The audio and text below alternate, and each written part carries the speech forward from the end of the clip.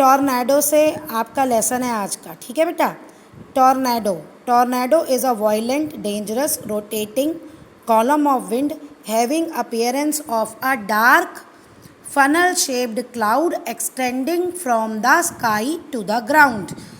आप पिक देखो, पिक में भी दिया हुआ है कौन की शेप में, फनल की शेप में है, ऐसे लग रहा है स्काई से अर्थ पे आ रहा है, नीचे ग्राउंड पे, एक्सटेंडिंग फ्रॉम, और ये बहुत ज़्यादा डेंजरस होता है और गोल गोल रोटेट करता है। ये जो हवा है इसमें गोल गोल रोटेट करती है।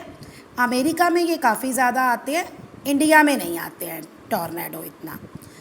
The funnel of the tornado stuck due to stuck dust debris and everything near its base and throw them out near the top.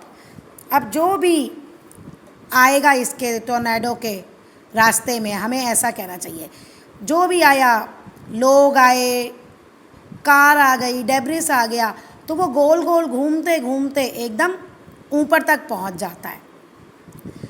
A violent tornado can travel at a speed of 300 kilometre per hour. जो बहुत violent tornado होता है उसकी speed 300 kilometre per hour के होती है, यानी 1 घंटे में वो 300 किलोमीटर क्रॉस कर लेता है। Most of the tornadoes are weak. ज़्यादातर जो टॉर्नेडो आते हैं वो कमज़ोर होते हैं, लेकिन हमारी कंट्री में टॉर्नेडो इतने नहीं आते। If you are ever stuck inside your house during a tornado, then following steps should be taken। अगर आप टॉर्नेडो में स्टक हो जाते हैं और आप अपने घर के अंदर हैं, तो आपको क्या प्रिकॉशन लेनी चाहिए? You should take shelter in a room situated deep inside or underground, having no windows।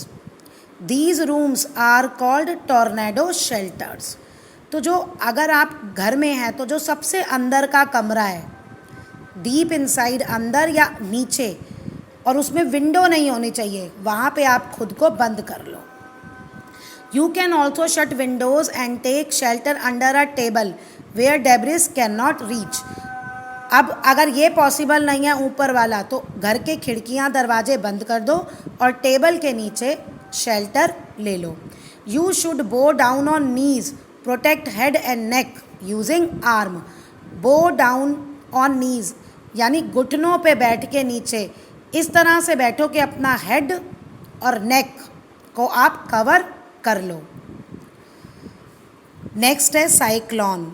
Cyclone जो है, जैसे आपने थंडर स्टॉर्म पढ़ा था, थोड़ा थोड़ा प्रोसेस साइक्लोन का वैसा ही है बनने का, लेकिन साइक्लोन्स जो आते हैं वो कोस्टल एरियाज़ में आते हैं और इसमें भी रोटेट होता है।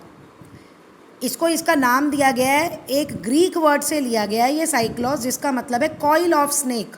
जैसे स्नेक गोल गोल करके बैठता है ना, ऐसे ही इसमें हवा जो है वो गोल गोल घूमती है। Cyclone is a huge revolving storm caused by high speed winds blowing around a central area of low pressure zone over the ocean।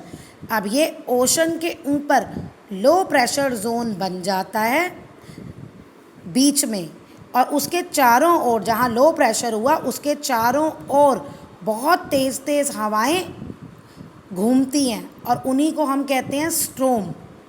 तो ये जो पूरा प्रोसेस है ये है आपका साइक्लोन का। अब formation of a cyclone. Formation of a cyclone is a very complex process. ये बहुत कॉम्प्लेक्स प्रोसेस है, आसान नहीं है। इसमें wind speed, wind direction, temperature and humidity depend करती है कि ये कैसा है, और उसके अकॉर्डिंग साइक्लोन बनता है कि भाई डेंजरस है या वीक है, ये सब इन फैक्टर्स पे डिपेंड करता है। अब कैसे बनता है cyclone? Formation of a cyclone. The sun heats the surface of the ocean water. अब ये ओशन के ऊपर जो वाटर है उसकी बात हो रही है। सन से वो वाटर हीट होता है। Warm water in turn heats the air above it. अब पानी गर्म हो गया तो पानी के ऊपर जो एयर है वो भी गर्म हो गई। This causes low pressure on a vast area of ocean. तो अब जो लो एयर जो गर्म हो गई वो ऊपर उठ जाएगी। इसकी वजह से ओशन के बहुत बड़े एरिया पे लो प्रेशर क्रिएट हो जाएगा। Due to the low pressure moist air from the ocean surface begin to rise rapidly. This create strong upward wind that rotates spirally. अब जब ये लो प्रेशर हो गया तो जो एयर गर्म हुई वो मॉइस्ट भी है, क्योंकि ओशन के ऊपर है तो उसमें मॉइस्चर भी है, तो वो ऊपर जाएगी जल्दी से।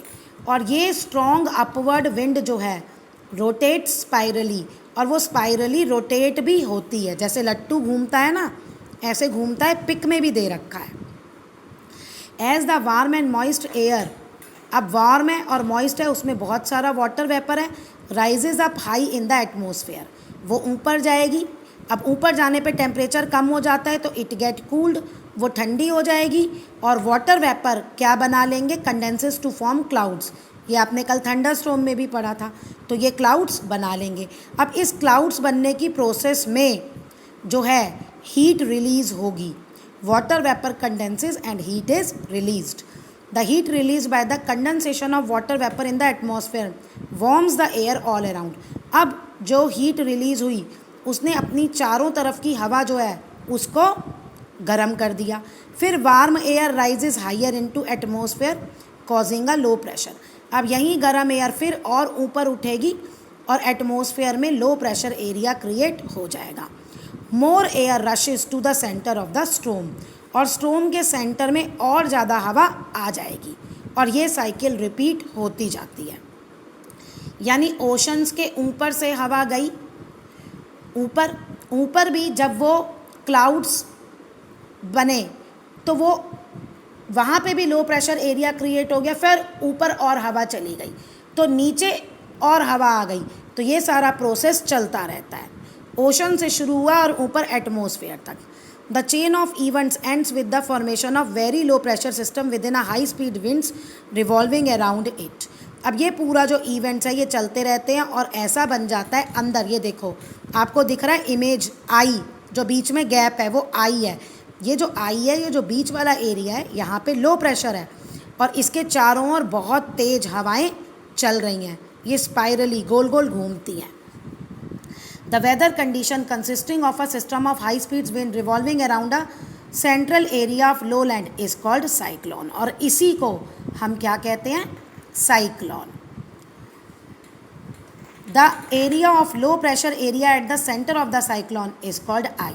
जहाँ पे आपको ये वाटर सा दिख रहा है पिक में, ये खाली जगह है जहाँ पे हवा नहीं है, लो प्रेशर है, तो इसको हम कहते हैं आई।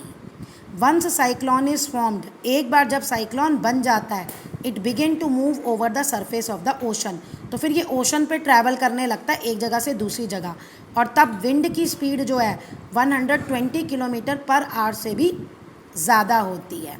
Cyclone needs a constant supply of warm and moist air. अब साइक्लोन अगर मतलब उसको पावरफुल बनना है तो उसे लगातार वार्म और मॉइस्ट एयर चाहिए, और वो उसे समुद्र के ओशन के सरफेस पे ही मिलेगी। लेकिन जैसे ये साइक्लोन लैंड पे पहुंचता है तो ये वार्म और मॉइस्ट एयर की सप्लाई जो है वो बंद हो जाती है और साइक्लोन ख़त्म हो जाता है।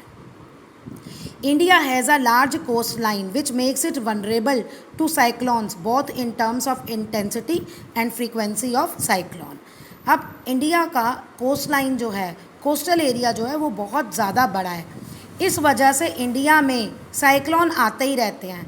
इंटेंसिटी मतलब कि वो या तो ताकतवर हो सकते हैं या कमज़ोर हो सकते हैं, पावरफुल हो सकते हैं या वीक हो सकते हैं, और फ्रीक्वेंसी मतलब कितनी बार आ रहे हैं, तो इंडिया में ज़्यादा आते ही रहते हैं। The east coast of India specially the coast of Orissa, Andhra Pradesh, Tamil Nadu पे बहुत ज़्यादा साइक्लोन्स आते हैं।